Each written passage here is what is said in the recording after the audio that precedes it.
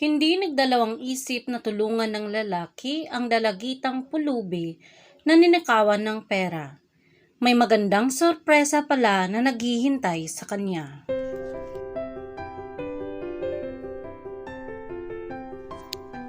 Fishball! Fishball kayo riyan! Sigaw ni Dindo habang naglalako ng paninda. Hindi niya iniinda ang init ng panahon at pagod. Ang mahalaga sa kanya ay ang maibebenta niya ang mga fishball niyang tinda para may panggastos siya sa araw-araw. Matandang binata si Dindo at wala ng ibang pamilya at nag-iisa na lamang siya sa buhay. Kaunting tiyaga lang at mauubos din ang paninda ko, sabi niya sa isip habang matyagang nilalakad ang kahabaan ng kalsada. Maya-maya ay napansin niya ang isang dalagitang pulube na nanlilimos sa palengke. Palimus po, palimus po, hahandugan ko po kayo ng magandang awitin. Wika ng pulube habang sinimulan na ang pag-awit. Sandaling huminto sa paglalakad si Dindo at pinanood ang pag-awit ng pulube. Napakasarap sa pandinig ang boses ng dalagita. Pakiramdam niya ay para siyang nakikinig ng isang konsyerto.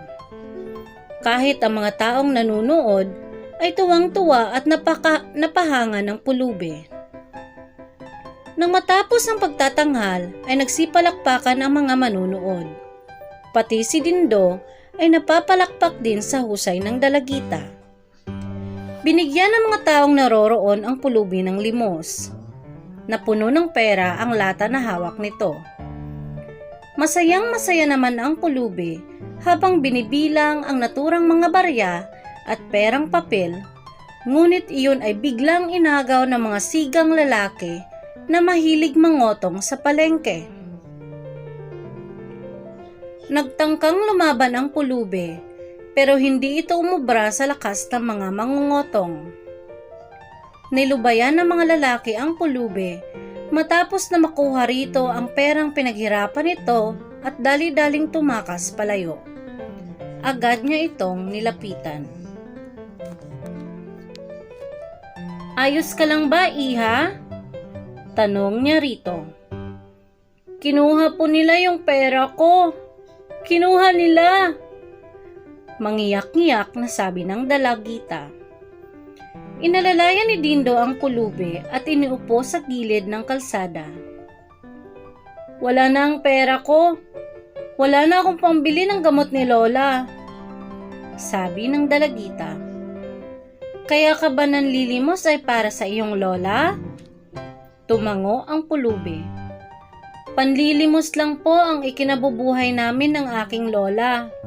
Dahil mahirap lang po kami ay hindi ako nakapag-aral. Maaga pong pumanaw ang aking mga magulang.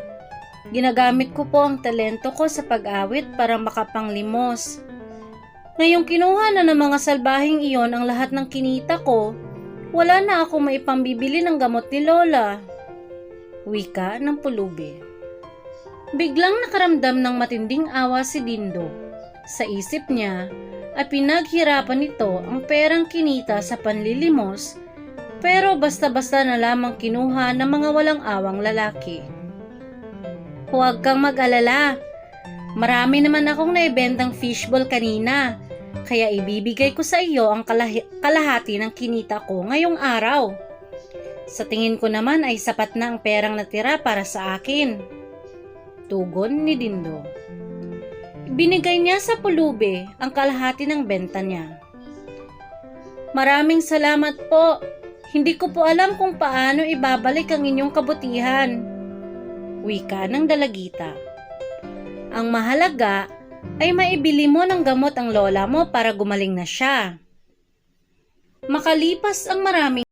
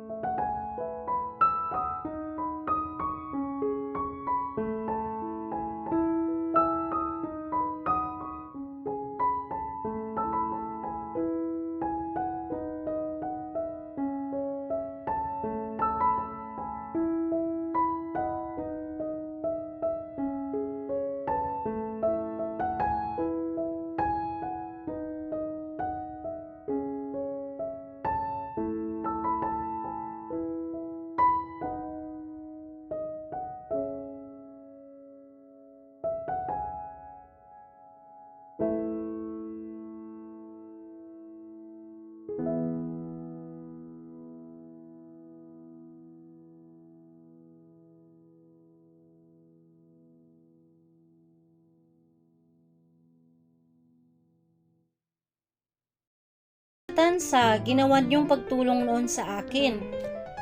Ito na po ang tamang panahon para makabawi ako sa inyong kabutihan.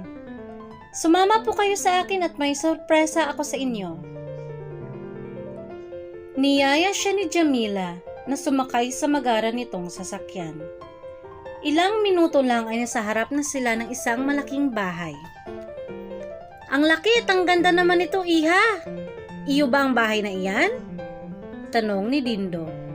Opo, iyan po ang bahay ko dito sa Pilipinas.